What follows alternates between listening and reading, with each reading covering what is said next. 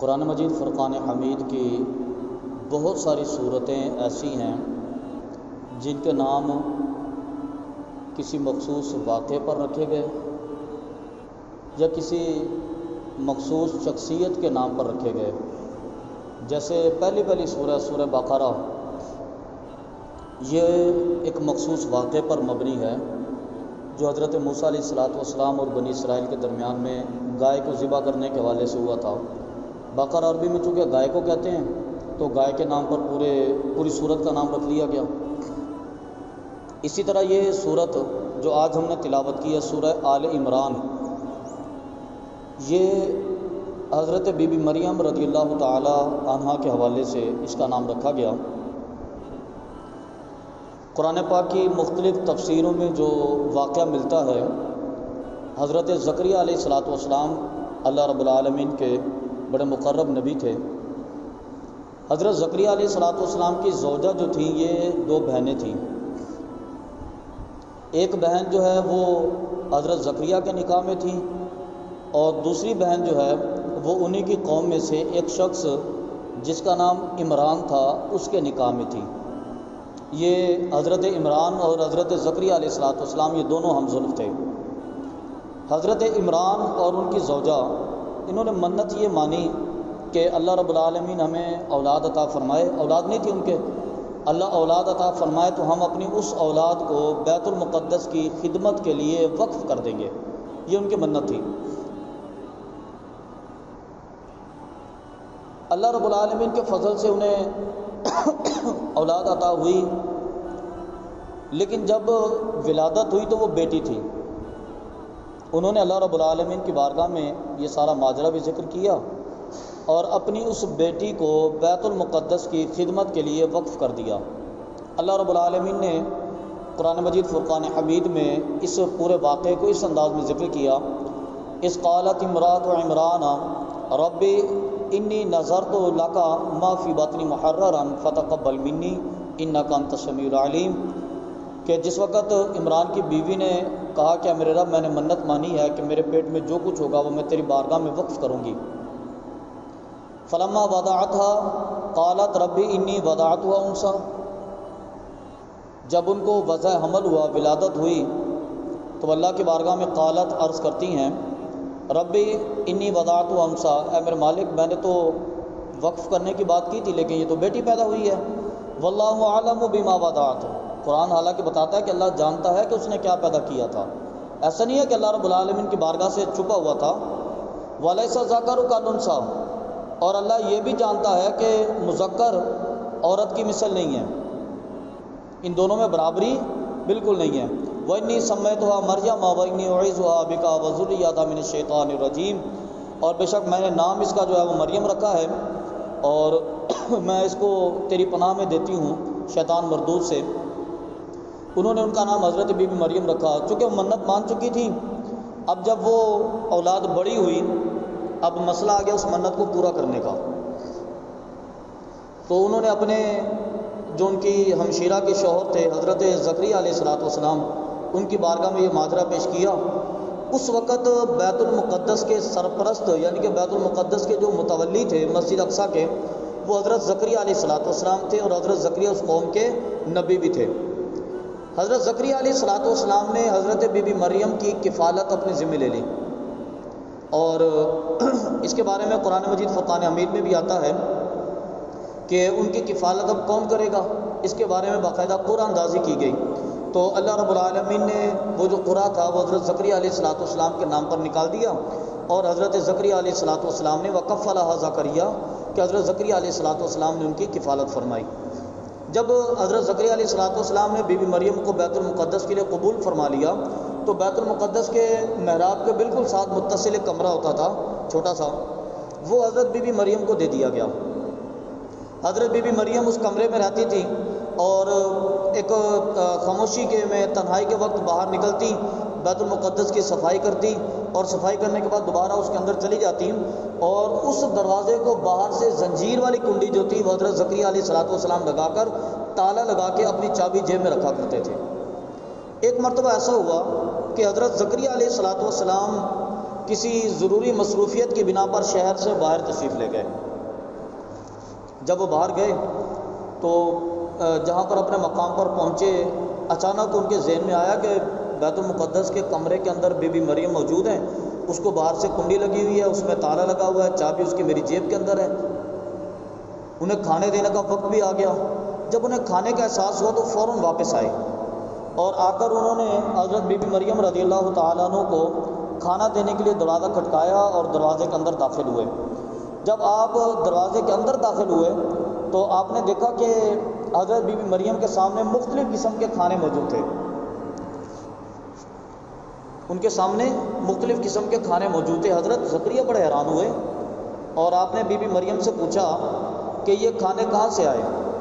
قال یا مریم انا لکی ھذا، یہ سب کچھ کہاں سے آیا؟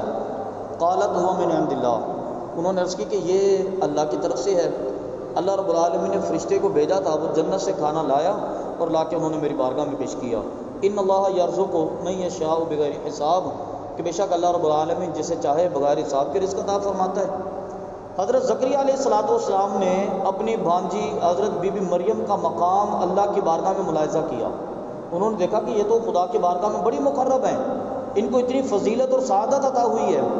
تو ہنالک دعا زکریا ربا، اسی مقام پر یعنی کہ بی بی مریم کے کمرے میں بی بی مریم کے سامنے کھڑے ہو کر آپ نے اللہ رب العالمین کی بارگاہ میں دعا کی۔ قال، آپ نے اللہ کی بارگاہ میں عرض کی کہ رب حب لی من لدنک ذریۃ طیبہ، بے اولاد تھے، عرض کی کہ میرے مالک مجھے اپنی طرف سے پاکیزہ اولاد عطا فرما، انک سمیع الدعاء، بے شک تو دعاؤں کو سننے والا ہے۔ فنادت الملائکۃ وہو قائم یصلی فی المحراب، اللہ نے فرمایا کہ اسی مقام پر ابھی محراب میں کھڑے تھے، دعا کے لیے ہاتھ اٹھائے تھے، جبریل امین آ گئے اور آ کر انہوں نے آپ سے مخاطب ہو کر فرمایا کہ ان اللہ یبشرک بیحییٰ مصدقا بکلمات من اللہ وسیدا وحصورا ونبیا من الصالحین۔ اس نے کہا کہ اللہ تعالیٰ آپ کو خوشخبری عطا فرماتا ہے کہ اللہ آپ کو ایسا بیٹا عطا فرمائے گا کہ جس کا نام یحییٰ ہوگا۔ اسی مقام پر اللہ نے خوشخبری یہ عطا فرمائی کہ اللہ آپ کو ایسا بیٹا عطا فرمائے گا جس کا نام یحییٰ ہوگا، مصدقا بکلمات من اللہ، وہ اللہ کے کلمات کی تصدیق کرنے والا یعنی کہ اللہ کا نبی ہوگا، وہ سیداً، وہ سردار بھی ہوگا، وہ حصوراً، پاکیزہ بھی ہوگا، وہ نبی من الصالحین، وہ صالح لوگوں کا نبی بھی ہوگا، اس کے پاس ایک بہت بڑی امت ہوگی۔ حضرت زکریا علیہ السلام نے جس مقام پر کھڑے ہو کر دعا کی، اللہ رب العالمین نے زکریا علیہ السلام کو بیٹے کی بشارت عطا فرمائی۔ یہاں سے علماء کرام نے استدلال یہ کیا کہ اللہ تبارک و تعالیٰ کے محبوب اور مقرب بندے کے پاس بیٹھ کر اللہ کی بارگاہ سے دعا کرنی چاہیے، اللہ کے صالح اور نیک لوگوں کے پاس بیٹھ کر اللہ سے دعا مانگنی چاہیے، کیونکہ یہ اللہ تبارک و تعالیٰ کے انبیاء کی سنت ہے، اللہ کے نبی کا طریقہ ہے۔ اور پھر آپ دیکھیے کہ اللہ کے محبوب بندے کے پاس بیٹھ کر دعا مانگنے سے اللہ فی الفور عطا فرماتا ہے۔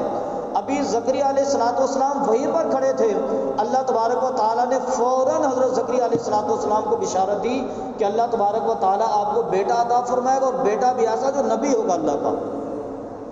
حضرت زکریا علیہ السلام کی عمر مبارک اس وقت 120 سال سے بھی زیادہ تھی، اور آپ کی زوجہ محترمہ 100 سال سے بھی زیادہ ہو چکی تھی۔ اس وقت اللہ تبارک و تعالیٰ نے آپ کو یہ بشارت عطا فرمائی اور اللہ رب العالمین نے آپ کو پیارا سا بیٹا عطا فرمایا۔ حضرت یحییٰ علیہ السلام حضرت زکریا علیہ السلام کے بیٹے تھے، اور حضرت یحییٰ علیہ السلام کو اللہ تبارک و تعالیٰ نے پھر نبوت بھی عطا فرمائی۔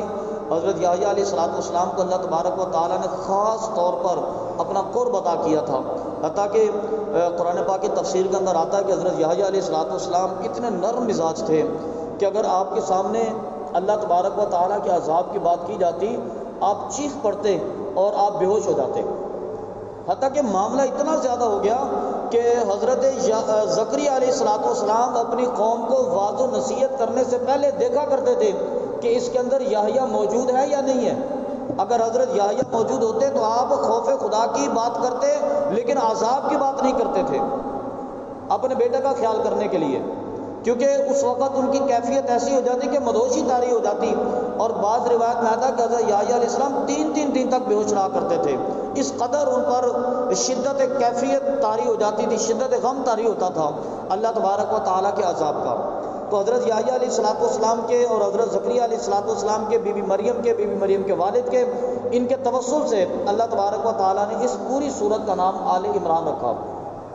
حضرت بی بی مریم رضی اللہ تعالیٰ عنہ، انہیں پھر اللہ رب العالمین نے حضرت اپنا پیارا سا بیٹا حضرت عیسیٰ علیہ السلام کی شکل میں عطا فرمایا تھا، جو بغیر والد کے تھے۔ انشاءاللہ العزیز حضرت بی بی مریم کے نام سے سورہ مریم ہے، وہاں پر اس کا مکمل واقعہ موجود ہے، تو جب ہم وہاں پر پہنچیں گے اس کے حوالے سے ذکر کریں گے۔ یہ تیسرے سپارے کے اندر ایک واقعہ موجود تھا۔ پھر چوتھے سپارے کے اندر اللہ رب العالمین نے اپنے نبی کریم صلی اللہ علیہ وسلم کے اس پہلے جنگ کی کیفیت کو بیان کیا جو غزوہ بدر کے نام سے لوگوں کے اندر معروف ہے۔ اللہ رب العالمین جل جلالہ نے غزوہ بدر میں مسلمانوں کی مدد فرمائی تھی، اور اسے اللہ رب العالمین نے قرآن مجید فرقان حمید کے اندر بھی بڑے خوبصورت انداز میں بیان فرمایا ہے۔ قرآن مجید فرقان حمید میں جو مختصر واقعات اس کے بارے میں ملتے ہیں اور تاریخ کی روایات کے اندر یہ باتیں ملتی ہیں، تو اس کے بارے میں آتا ہے کہ غزوہ بدر چونکہ مسلمانوں کی پہلی جنگ تھی، عالم اسلام اور عالم کفر کی پہلی جنگ تھی۔ نبی کریم صلی اللہ علیہ وسلم نے جو فرمایا کہ الکفر ملت واحدۃ، کہ پورا کفر ایک ملت ہے، یہودی، عیسائی، مجوسی، نصرانی، پارسی، سارے کے سارے کافر، بت پرست، آتش پرست، یہ سارے کے سارے ایک ملت ہے، اور ان کے مقابلے میں ایک اسلام ہے۔ ایسا نہیں ہو سکتا کہ یہودی تمہارے دوست ہو جائیں، عیسائی تمہارے دوست ہو جائیں اور وہ بت پرستوں کے دشمن ہو جائیں۔ یہ ہمیشہ ایک رہیں گے، ایک جیسے رہیں گے، اور مل کر مسلمانوں کی دشمنی کرتے رہیں گے۔ یہ ازل سے شروع سے چلا آ رہا ہے معاملہ۔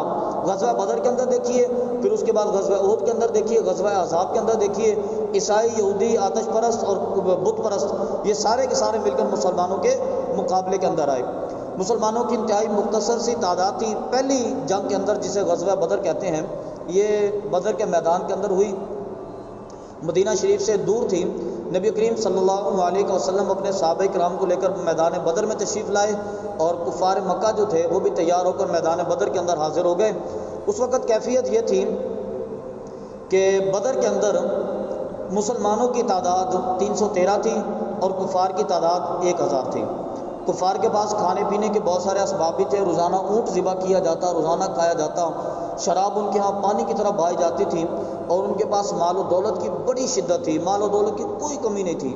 اس کے مقابلے میں مسلمانوں کی یہ کیفیت کہ پورے مسلمانوں کے لشکر کے اندر جو 313 کی تعداد میں تھا، صرف 2 تلواریں، 5 گھوڑے اور 2 اونٹ مسلمانوں کے پاس تھے۔ یا سامان حرب کی مختلف کیفیات بیان کی جاتی ہیں، یہ مختصر سی کیفیت تھی مسلمانوں کے پاس۔ نبی کریم صلی اللہ علیہ وسلم کی اقتداء میں، آپ کی محبت میں یہ لوگ میدان بدر میں پہنچے۔ جب آخری رات تھی، نبی کریم صلی اللہ علیہ وسلم اپنے خیمے کے اندر تشریف فرما تھے۔ پوری رات آپ جاگتے رہے، اللہ رب العالمین کی بارگاہ میں دعائیں مانگتے رہے، اللہ رب العالمین کی بارگاہ میں التجا کرتے رہے، استدعا کرتے رہے کہ رب ذوالجلال یہ مٹھی بھر مسلمان، مخصوص الفاظ آقا علیہ الصلوۃ والسلام کے کہ رب ذوالجلال یہ مٹھی بھر مسلمان اگر آج تیرے دین کی خاطر باہر نکلے ہیں، اگر تو نے ان کی مدد نہ فرمائی اور یہ ختم ہو گئے تو قیامت تک روئے زمین پر تیرا نام لینے والا کوئی نہیں ہوگا۔ آقا علیہ الصلوۃ والسلام یہ الفاظ بار بار ادا کرتے اور خیمے کے اندر رو رہے تھے۔ سیدنا صدیق اکبر رضی اللہ تعالیٰ عنہ آپ کے خیمے کے باہر چوکیداری کے فرائض سر انجام دے رہے تھے۔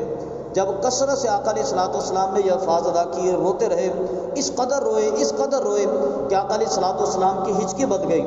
تو ابو بکر صدیق تشریف لائے اور آقا علیہ الصلوۃ والسلام کو پیچھے سے اپنے بازو میں بھرا اور روتے ہوئے آقا علیہ الصلوۃ والسلام کی بارگاہ میں عرض کی کہ اے رب اللہ کے حبیب، اللہ تبارک و تعالیٰ نے جب آپ سے وعدہ کیا ہے کہ وہ آپ کی مدد کرے گا، تو پھر اللہ تبارک و تعالیٰ آپ کو ناکام نہیں چھوڑے گا، آپ کو تنہا نہیں چھوڑے گا۔ اللہ رب العالمین نے اپنے حبیب صلی اللہ علیہ وسلم کی مدد فرمائی۔ اذ تقول للمؤمنین أَلَنْ يَكْفِيَكُمْ أَنْ يُمِدَّكُمْ رَبُّكُمْ بِثَلَاثَةِ آلَافٍ مِّنَ الْمَلَائِكَةِ مُنزَلِينَ۔ فرمایا کہ جس وقت اب مومنین سے فرما رہے تھے کیا کافی نہیں ہے تمہیں کہ اللہ تعالیٰ تمہاری مدد کرے 3000 فرشتوں کے ساتھ جنہیں اللہ رب العالمین نے آسمان سے نازل کیا۔ بلا ان تصبروا وتتقوا ويأتوكم من فورهم هذا يمددكم ربكم بخمسة آلاف من الملائكة مسومين۔ فرمایا کہ ہاں اگر تم صبر کرو تو اللہ رب العالمین پھر فی الفور تمہاری مدد فرمائے گا۔ پھر اللہ تعالیٰ نے 5000 نشان زدہ فرشتوں کے ساتھ مسلمانوں کی مدد فرمائی۔ اور روایت کے اندر آتا ہے کہ وہ جنگ اللہ تبارک و تعالیٰ کے فضل و کرم سے اتنی تحیر انگیز تھی، صحابہ کرام بعد میں روایت کرتے ہیں، فرماتے ہیں کہ ہم کسی کافر کو مارنے کا ارادہ کرتے اور ہم اس کی طرف جاتے تھے، لیکن ہمارے پہنچنے سے پہلے اس کی گردن کٹ جاتی اور وہ زمین پہ گر جاتا۔ یہ اللہ کے فرشتے موجود تھے جو ان کی مدد کرنے کے لیے تھے، ہمارے جانے سے پہلے، ہمارے حملہ کرنے سے پہلے اس کی گردن کٹ جاتی اور وہ زمین پر گر جاتا۔ یہ وہی جنگ تھی جس کے اندر کفار کے بڑے بڑے ستون، بڑے بڑے پلر جو تھے وہ زمین پر گرے۔ ابو جہل، عتبہ، شیبہ، امیہ بن خلف، یہ سارے کے سارے اسی جنگ کے اندر قتل کیے گئے۔ اور بخاری شریف کے حدیث مبارکہ ہے، بڑی کمال کی اس حدیث مبارکہ میں جو ہے نا ہمیں معلومات ملتی ہیں۔ جنگ سے ایک دن پہلے نبی کریم صلی اللہ علیہ وسلم میدان بدر میں تشریف لائے اپنے صحابہ کرام کی معیت میں، اور نبی پاک صلی اللہ علیہ وسلم نے اپنے صحابہ کرام سے ارشاد فرمایا کہ کل یہاں پر ابو جہل کی لاش ہوگی۔ پھر آپ نے فرمایا کہ یہاں پر عتبہ کی لاش ہوگی، یہاں پر شیبہ کی لاش ہوگی، یہاں پر امیہ کی لاش ہوگی۔ آقا علیہ الصلوۃ والسلام نام لے لے کر بتاتے کہ یہ کافر یہاں پہ گرے گا، وہ کافر وہاں پہ گرے گا، وہ کافر وہاں پہ۔ آقا علیہ السلام کے ہاتھ میں ایک چھڑی تھی، آقا علیہ السلام نشان لگاتے تھے وہاں پر، فرمایا کہ یہاں پر ابو جہل گرے گا، یہاں پر عتبہ گرے گا، یہاں پر شیبہ گرے گا، یہاں پر فلاں گرے گا، یہاں پر فلاں گرے گا۔ صحابہ کرام بعد میں فرماتے ہیں کہ ہم نے تماشا دیکھا کہ وہ لکیر جو ابو جہل کے گرنے والی تھی، اگر ابو جہل وہاں پہ گرا تو گھسٹتے ہوئے تڑپتے ہوئے وہاں تک پہنچا اور وہاں پہ گر کے ہلاک ہوا۔ آقا علیہ السلام نے جو جو مقام بتایا تھا، جس جگہ پر حضور نے نشان عطا کیا تھا، وہ کافر وہیں پر گرا اور وہاں پر گر کر ہلاک ہوا۔ ایک اور واقعہ جو مشکات المصابیح میں جنگ بدر کے حوالے سے ذکر ہوا، بڑا آقا علیہ الصلوۃ والسلام اور صحابہ کرام کی عقیدت اور محبت کی بات ہے۔ روایت کے اندر آتا ہے کہ نبی کریم صلی اللہ علیہ وسلم، جیسا کہ آپ نے تاریخی کتب میں پڑھا، بڑا مشہور واقعہ تھا کہ 2 تلواریں تھیں مسلمانوں کے پاس لڑائی کرنے کے لیے۔ آپ کے ایک صحابی جن کا نام حضرت عکاشہ تھا، وہ نبی کریم صلی اللہ علیہ وسلم کی بارگاہ میں حاضر ہوتے ہیں اور عرض کرتے ہیں کہ یا رسول اللہ صلی اللہ علیہ وسلم، میری تلوار ٹوٹ گئی ہے، مجھے تلوار عطا فرمائیے۔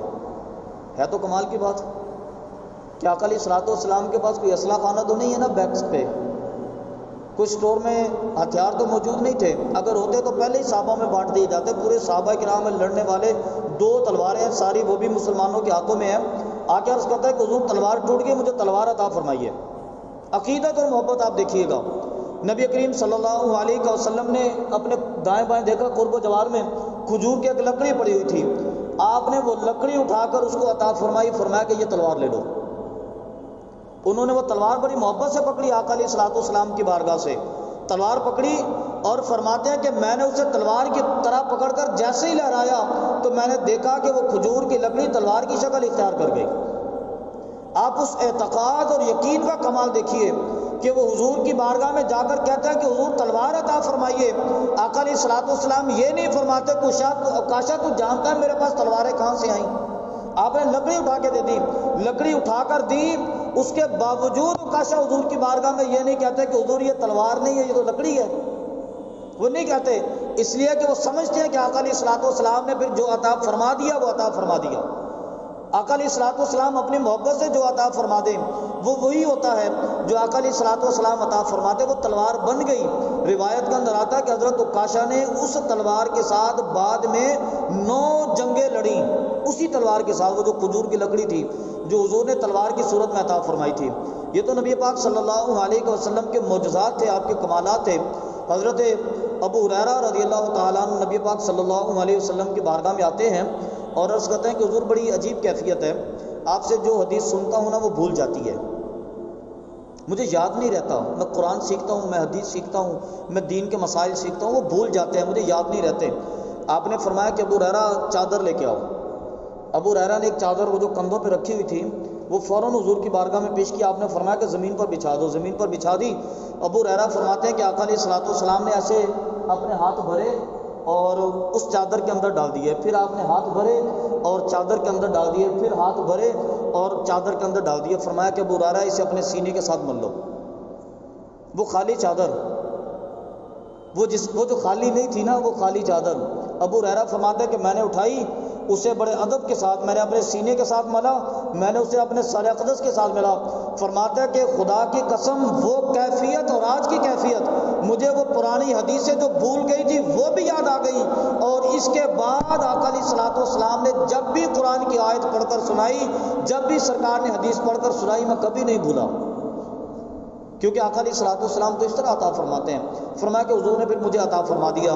نبی پاک صلی اللہ علیہ وسلم کی یہ محبت کی کیفیت تھی، اور صحابہ کرام کا اعتقاد تھا کہ جب آقا علیہ الصلوۃ والسلام کی بارگاہ میں عرض کیا کہ حضور تلوار عطا فرمائیے، آقا علیہ الصلوۃ والسلام نے وہ تلوار جو کھجور کی لکڑی کی شکل میں تھی وہ عطا فرما دی، اور صحابہ کرام نے اعتقاد رکھ لیا کہ حضور نے تلوار عطا کی ہوگی، اور پھر اللہ نے وہ تلوار بنا بھی دی۔ تو نبی کریم صلی اللہ علیہ وسلم کے بے شمار کمالات ایسے جو صحابہ کرام کے ساتھ ساتھ موجود تھے، انشاءاللہ وقتاً فوقتاً جیسے موقع ہوگا بیان ہوتے رہیں گے۔ اللہ رب العالمین کی بارگاہ سے دعا ہے کہ اللہ تعالی ہمیں صراط مستقیم پر استقامت عطا فرمائے۔ اللہ رب العالمین قرآن پاک کو سمجھ کر عمل کی توفیق عطا فرمائے۔ آمین آمین وما علینا الا البلاغ المبین۔